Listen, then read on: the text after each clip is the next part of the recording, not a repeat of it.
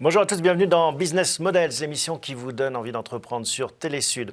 Beaucoup d'entrepreneurs potentiels se disent « Oh là là, c'est pas fait pour moi, j'ai pas la bonne idée ». Mais entreprendre, c'est pas forcément avoir une idée géniale. On peut s'intéresser à un business traditionnel et le réinventer.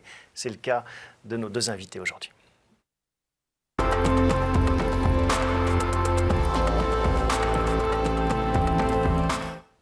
Emmanuel Marc, bonjour. Bonjour. Merci d'avoir répondu à notre invitation. Alors, en effet, vous avez décidé finalement de vous attaquer à un métier presque aussi vieux que le monde, celui de libraire, et de le réinventer. C'est vrai que ce n'est pas l'idée qui semble, a priori, la plus originale qui soit, mais vous allez nous convaincre, je pense, de la démarche. C'est quoi l'IRECA, alors, en quelques mots, le pitch, Emmanuel?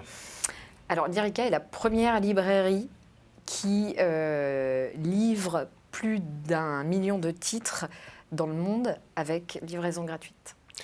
En fait, c'est un petit Amazon, 25 ans après? Disons que... alors, on reprend le meilleur d'Amazon, si on veut faire une comparaison au niveau de l'excellence sur l'e-commerce, sur la qualité du service, le service aux consommateurs, la livraison, et avec ce que peut apporter la librairie physique. Nous sommes une librairie, nous sommes propriétaires d'Artaud, je pense que nous allons en parler depuis 1 an. Donc une librairie à Grenoble. Hein. Absolument, tout à fait. Et qui, avec nos 32 libraires, nous apportons notre expertise pour offrir un service excellent de libraire à tous les consommateurs du monde entier. Alors, on va revenir bien sûr sur votre aventure entrepreneuriale, mais auparavant, on s'arrête un peu sur l'actualité. L'actualité dans votre secteur, est-ce qu'il y a des choses qui ont retenu votre attention ces dernières semaines, ces derniers mois? Oui, bien sûr. Par exemple, la loi qui a été votée à l'Assemblée nationale il y a une dizaine de jours et qui prévoit de revoir l'économie du livre, notamment en introduisant un montant de frais de port minimal pour les livraisons de livres en France. Donc, comme Emma le rappelait à l'instant, nous pratiquons la livraison gratuite dans le monde. En France métropolitaine, nous la faisons payer 1 centime, conformément à la loi telle qu'elle existe aujourd'hui. Mais demain, cette loi va évoluer. Donc, lorsque la nouvelle loi entrera en vigueur d'ici quelques semaines. Ça coûtera combien de recevoir un livre en France? Alors, on ne connaît pas encore le montant exact. Il sera déterminé par l'ARCEP, l'autorité de régulation des communications électroniques et des postes, le ministère des Finances, Bercy, et le ministère de la Culture. Donc, ils ont une méthode de calcul. Ils annonceront le montant une fois que la loi sera promulguée. Donc il y avait déjà le prix unique du livre qui empêchait de vendre des livres trop peu chers pour défendre les éditeurs, les auteurs. Et maintenant, on veut défendre les libraires. En fait, on a une impression qu'on est sur un mode très défensif en France, sur ce produit un peu particulier qu'est le livre.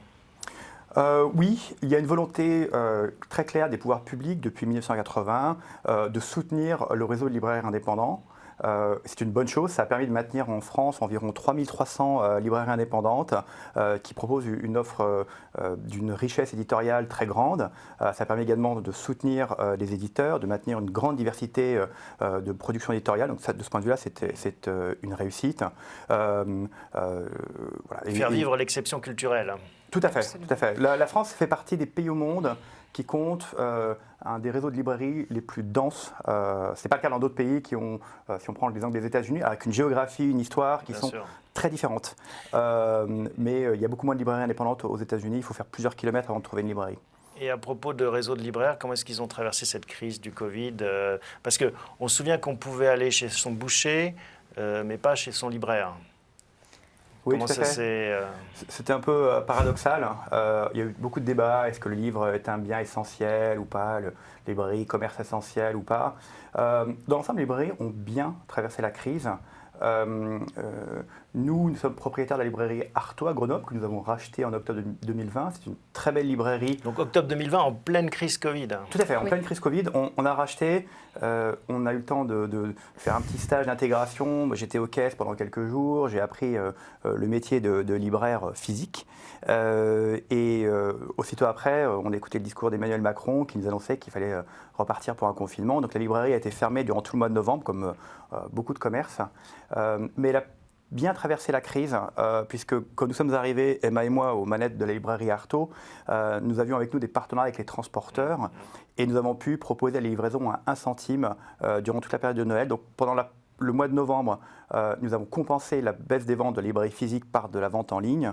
Et pendant le mois de décembre, on a fait un mois de décembre exceptionnel, les clients sont revenus en masse. Et Emma, ça repart bien là, donc vous êtes contente de l'activité? Oui, tout à fait. Et effectivement, donc comme le disait Marc, on a tout de suite été dans le bain pour gérer la crise, mais notre expérience en e-commerce nous a permis de tout de suite pousser justement ce modèle de la vente en ligne qui nous permettait donc de contrer cette actualité difficile.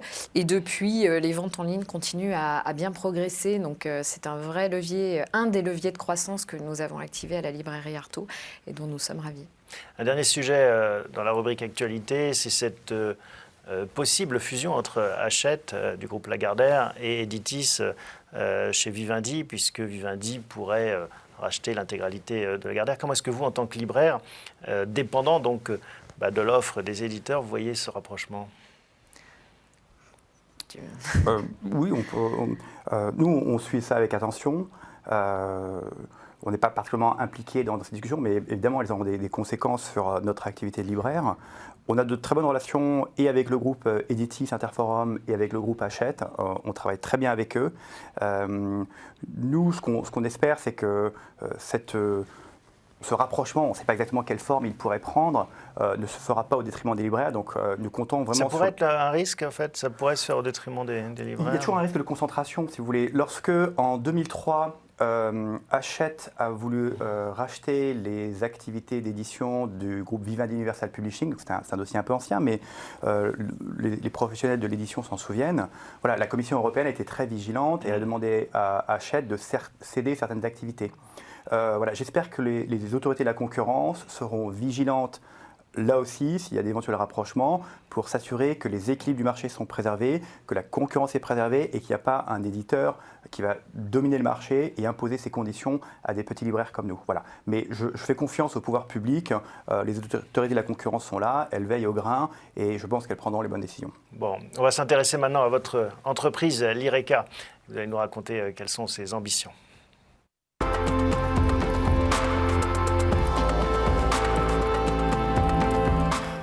Alors, il faut préciser que tous les deux, vous avez travaillé chez Amazon. Donc, vous connaissez bien le sujet. Qu'est-ce qui, à un moment donné, quand on est dans cette machine qui a l'air bien huilée, qui est Amazon, fait naître en vous l'ambition de recréer quelque chose qui est un peu concurrent?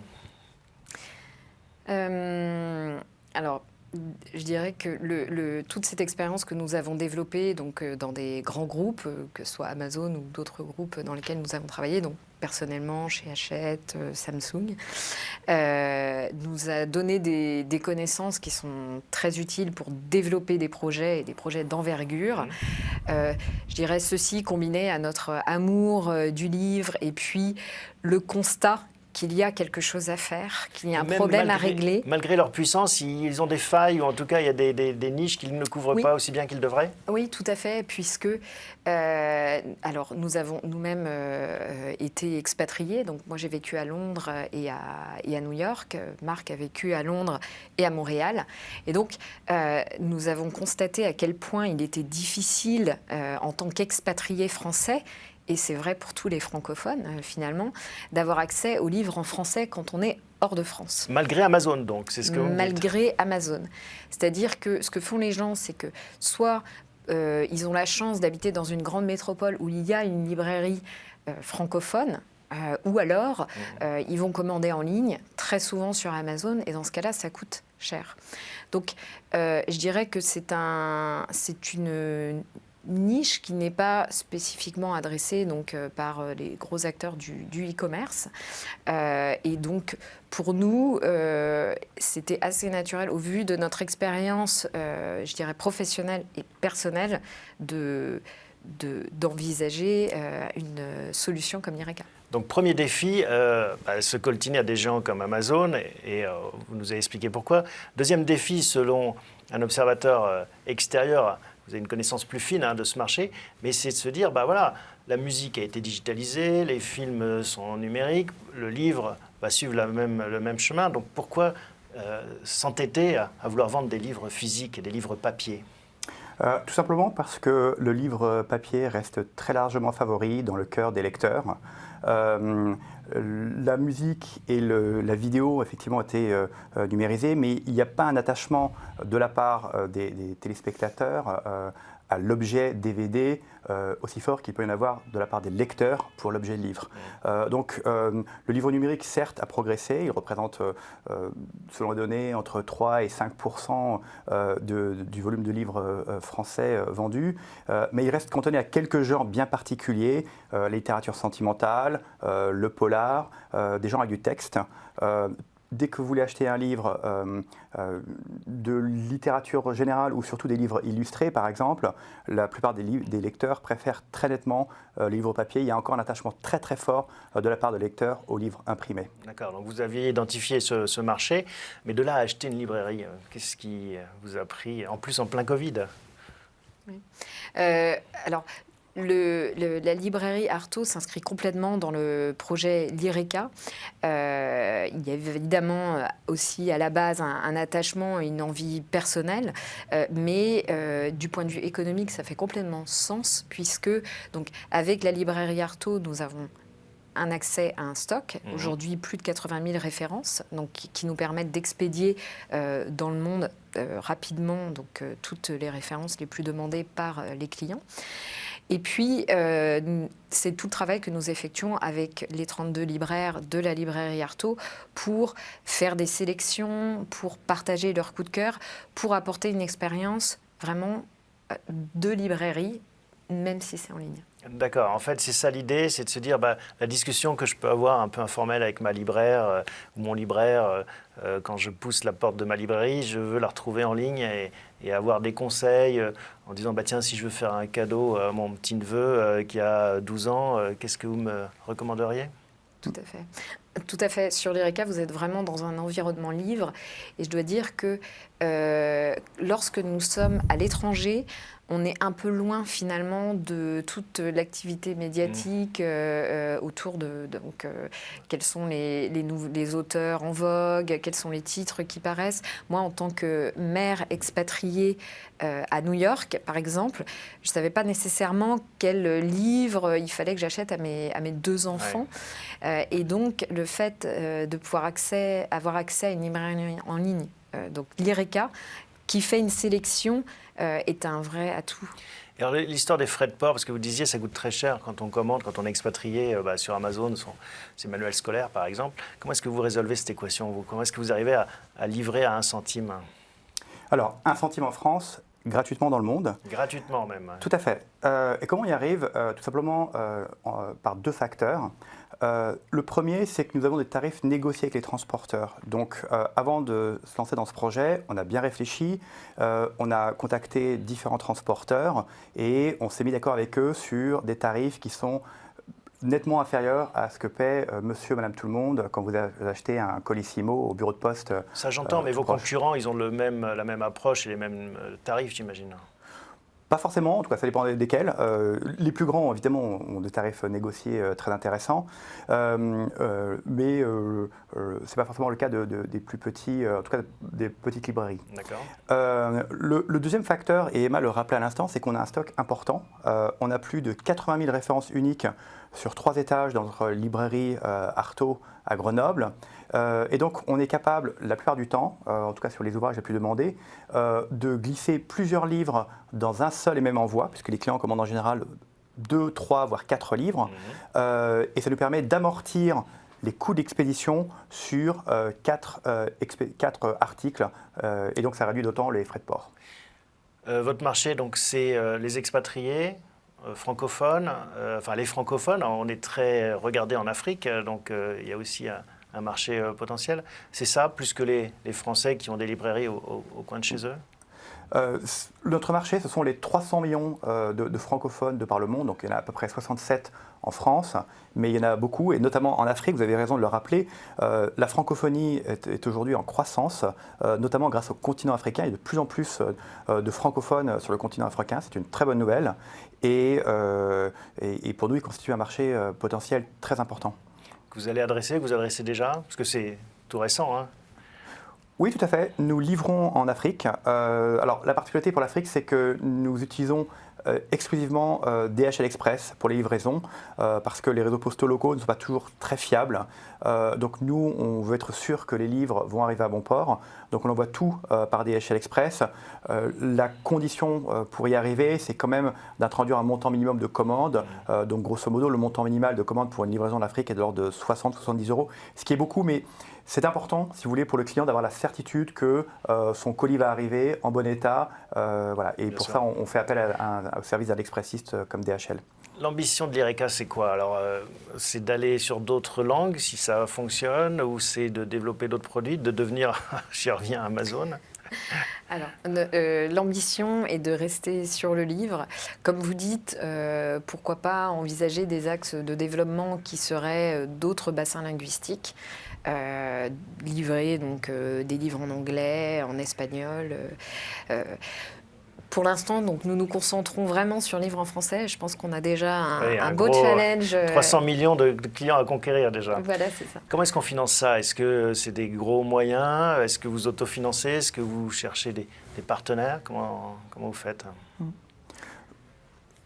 Pour l'instant, on est autofinancé. On a investi de propres économies. Emma et moi sont les principaux actionnaires. Le capital social de l'IRECA, c'est 1,5 million d'euros. Hein. Donc on avait quelques économies, on les a investies dans ce projet. Et le projet aujourd'hui a atteint une certaine rentabilité, c'est-à-dire qu'on a ce qu'on appelle un excédent brut d'exploitation qui est à l'équilibre. Déjà? Oui, Après déjà. aussi peu d'activité, Tout à aussi peu fait. de temps. Et la librairie Artaud, puisqu'en fait nous avons deux activités, la librairie physique Artaud qui fait plus de 5 millions d'euros de chiffre d'affaires cette année et la librairie en ligne. Les deux aujourd'hui sont avec un excellent brut d'exploitation positif. D'accord, donc c'est la librairie traditionnelle qui permet finalement de financer le développement digital? Non, parce que le développement digital nécessite des investissements propres que la librairie n'aurait pas forcément les moyens d'apporter. Si vous voulez. La librairie Artaud, c'est une grande librairie qui a connu des difficultés par le passé, qui aujourd'hui se porte beaucoup mieux, Dieu merci, mais elle n'a pas forcément des moyens financiers énormes. Donc c'est plutôt pour l'instant des financements on va dire, supplémentaires que nous apportons à travers les différentes augmentations de capital que nous avons faites. Et vous pensez qu'il faudra beaucoup d'argent pour atteindre votre ambition, vos objectifs? Il faudra quelques centaines de milliers d'euros. Mais on a le soutien de nos banques qui sont oui, donc ça ne chiffre pas en dizaines de millions non, pour investir en pas en dizaines de marketing et autres. Ça va être très viral finalement comme marketing, j'imagine. Bah, surtout, ça va être autofinancé, c'est-à-dire qu'on a construit un modèle économique qui est solide et qui va permettre à la société de dégager sa propre rentabilité et ses propres moyens de financement. On n'est pas dans un modèle de start-up, si vous voulez, qui brûle beaucoup d'argent rapidement en se disant peut-être qu'un jour je vais le récupérer. Nous, on a construit d'emblée un modèle économique qui est viable sur le long terme. Voilà. Business model sain. On va voir maintenant ce qui vous pousse, vous deux, en tant qu'entrepreneurs, à vous jeter à l'eau.